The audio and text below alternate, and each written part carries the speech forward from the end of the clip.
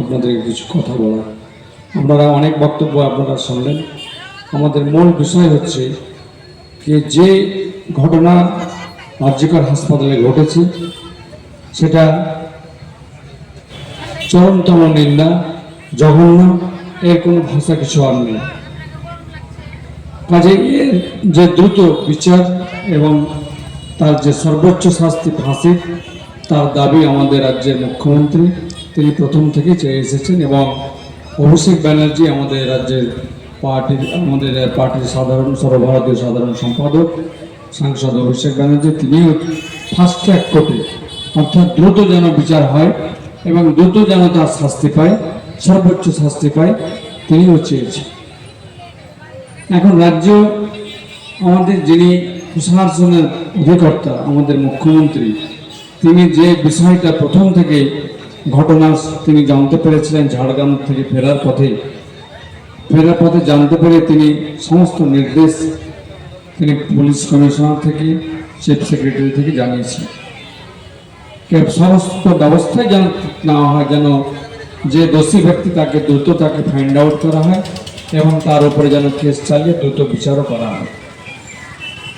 এখন আপনারা এটা জানার পরে দেখতে পাচ্ছেন যে কিভাবে ঘোলা জলে মাছ ধরা বা মায়ের পায়ের তলা থেকে যে মাটি সরে যাওয়া, বামসাম বা বিজেপির এই দলের এরা যে মানুষের কাছে সরে যাচ্ছে, সেই জায়গাতে ফিরে আসার জন্য বাংলা সরকারকে কিভাবে তাদের উন্নয়ন আটকে থাকে, কিভাবে বাংলার বদনাম হয়, কিভাবে আরও বাংলাকে পিছিয়ে রাখা যায়, তার সব প্রয়াস কিন্তু করে যাচ্ছে। কিন্তু কিছু ঘটনার কথা তাদেরও মনে করা উচিত। আমি প্রথমে যে বিজেপি পার্টি বা কেন্দ্রে যে পার্টি আমাদের বিজেপি সরকার যে রয়েছে তাদের কথা নিজেরা ভাবুক। উত্তরপ্রদেশে কি ঘটনা ঘটেছিল, জম্মু কাশ্মীরের কাঠুয়াতে কি ঘটনা ঘটেছিল, উত্তরাখণ্ডে সে কি ঘটনা ঘটেছিল, এবং মণিপুরে সে দলিত মহিলার সঙ্গে যে দুষ্কৃতের যেভাবে কাজ করে তাকে নগ্ন অবস্থায় রাস্তায় হাঁটিয়েছিল, সেগুলো কথা মনে করা হচ্ছে। তিনারা কি বিচার চেয়েছেন? তিনাকার সেই সময় জায়গায় যে বিজেপির মুখ্যমন্ত্রী তারা কি রাস্তায় নেমেছেন? তারা কি প্রতিবাদ করেছিলেন যে এর দ্রুত বিচার চাই, এর দ্রুত তার ফাঁসি বিচার কিন্তু তার ফাঁসি চাই? কোনো মুখ্যমন্ত্রী কিন্তু নামের নেই। কিন্তু আমাদের রাজ্যের মানবিক মুখ্যমন্ত্রী তিনি কিন্তু রাস্তায় রাজপথে নেমে তিনি মানুষের কাছে দরবার করেছেন, মানুষকে বলেছেন, জানিয়েছেন যে আমরা দোষী ব্যক্তির দ্রুত বিচার হোক এবং তার ফাঁসির সর্বোচ্চ শাস্তি ফাঁসি চাই। তারপরেও আমরা সিবিআই নাম শুনলে তো আতঙ্কে উঠে কি, বাবা সিবিআই আজকে 17-18 দিন হয়ে গেল, কোথায় সিবিআই? আমাদের নেতৃত্ব সেই পরিবারের কাছে গিয়ে পরিবারকে সমবেদনা জানিয়েছি। জানানোর পরে তিনি বলেছেন প্রয়োজনে আমি সিবিআই এনে দেব। একটা ডেডলাইন দিয়েছিলেন, এই ডেডলাইনের মধ্যে যদি রাজ্য পুলিশ একে ফাইন্ড আউট করে দিলে ভালো, না হলে সিবিআই যাবে। তারপরে কিন্তু আস্থা রাখেন। আজকে সিবিআই কি পেয়েছি, আমরা কি পাচ্ছি?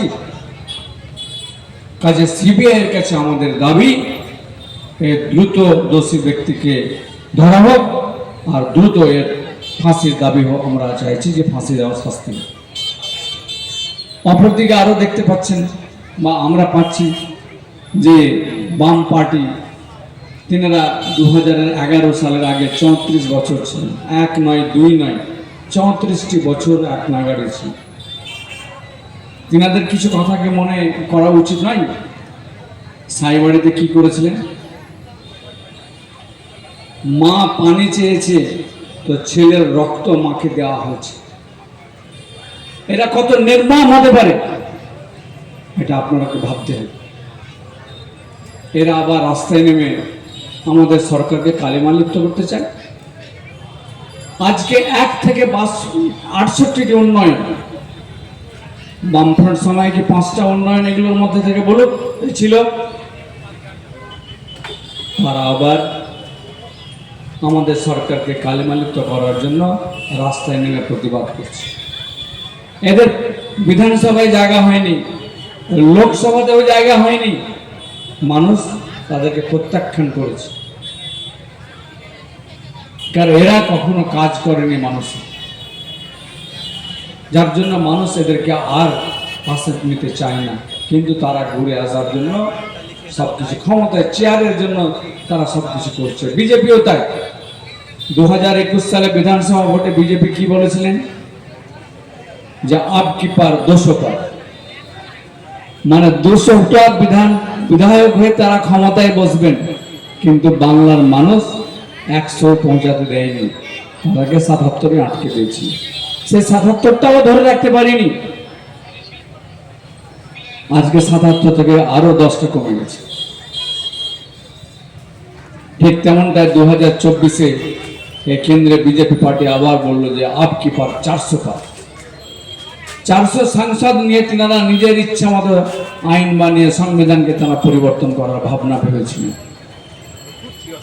কিন্তু আমাদের দেশের মানুষ সৌহৃদয় সম্পন্ন, সুচিন্তিত, তা হতে দেননি, তা প্রত্যাখ্যান করেছেন, প্রতিহত করেছেন।